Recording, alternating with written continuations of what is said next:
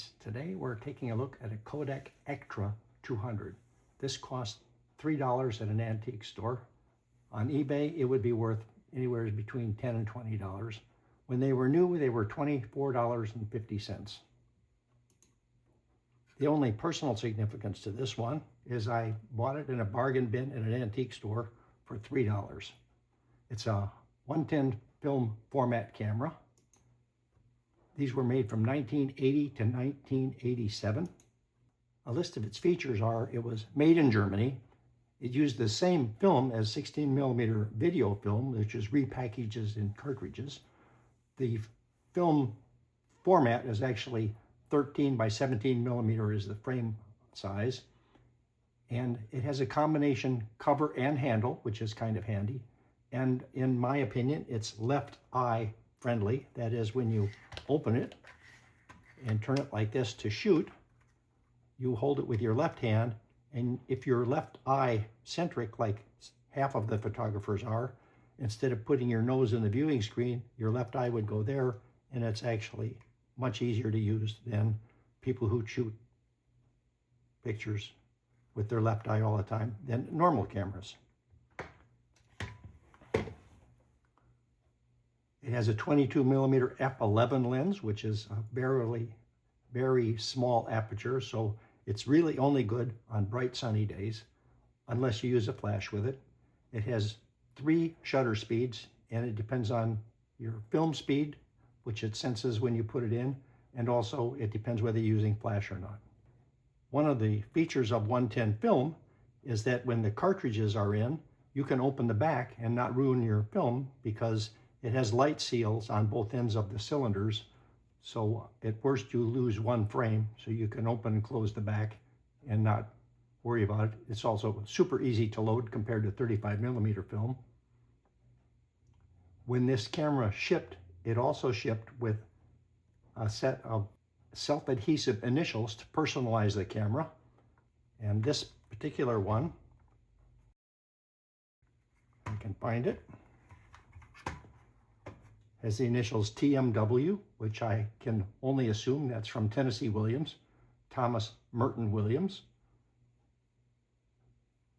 The flash connector on the top is limited to flip flash or Kodak Modulus 3 flashes. The flip flash units apparently have their own battery, although that's a little hard to confirm. So to open it, it's the first time you get one of these, you'll fiddle with it for quite a while. You just have to grab the wrist strap and pull that way, and it opens easily. On the camera top, we have the socket for the flip flash, flash bulb socket, and the shutter button. And if I cock this,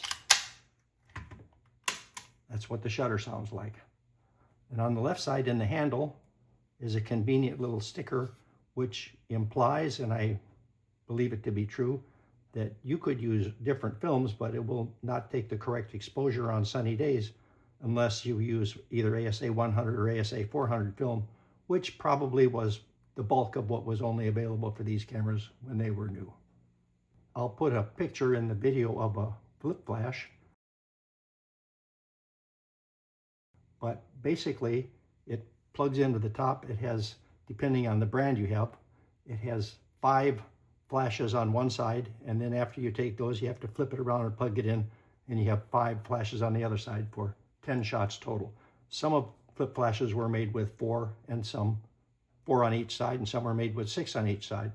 But the only ones I've seen advertised lately are on eBay, are the ones with 5 and 5. On the camera bottom, we have the film advance lever and the Kodak 200 label. And the film advance lever is kind of unique. It's spring-loaded. It cocks like that. And then if you figure the shutter button on the other side, it makes this click sound. Now you can take the back off with these 3 screws, and I did. And let me tell you, you never want to do that. There's a little spring here on the side that returns this film advance lever, and that spring falls out And I spent about an hour getting it back in. On the camera front, we have the viewfinder window, the lens, and another Kodak label. On the camera back, we have the film compartment door and window so you can see your film. There's an indentation here for your personalized initials. In this case, my Tennessee Williams initials. And then the viewfinder window. And the viewfinder is actually very clear and nice, bright. Of course, you're looking straight. Well, there is a lens in there because it's a fairly wide angle. If you close it, there's nothing on the left side. And on the right side, you just have the strap lug. So let's try and load this with film so you can see how that works. I have here a brand new, well, an unopened Konica film, processed before May of 1989. I'm sure it will work just fine.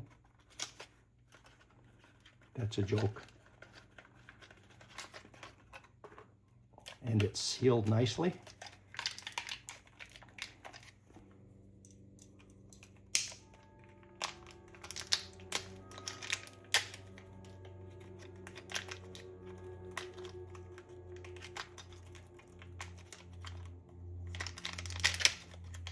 Is this considered unboxing?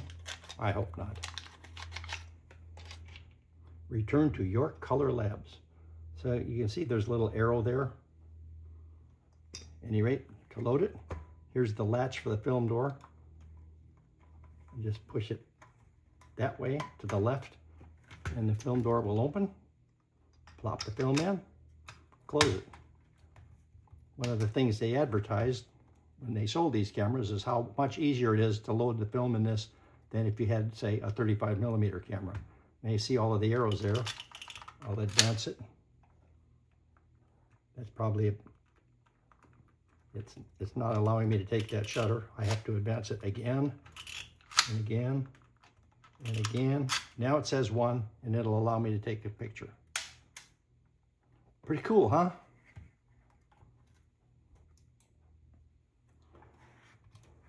Now somehow I want to try and wind that film back. I'm not sure I can, because I want to save that for other demos. So we'll open the back, take it out, and there is a light seal on both sides of this. And the film actually has 2 sides. That's the film emulsion side. The back side has the paper. So there's 2 layers in there, the paper with all of the labels on it with the numbers. And of course, there's no crank hole to crank it back. So I can't rewind it easily. Other people have done it though in the past.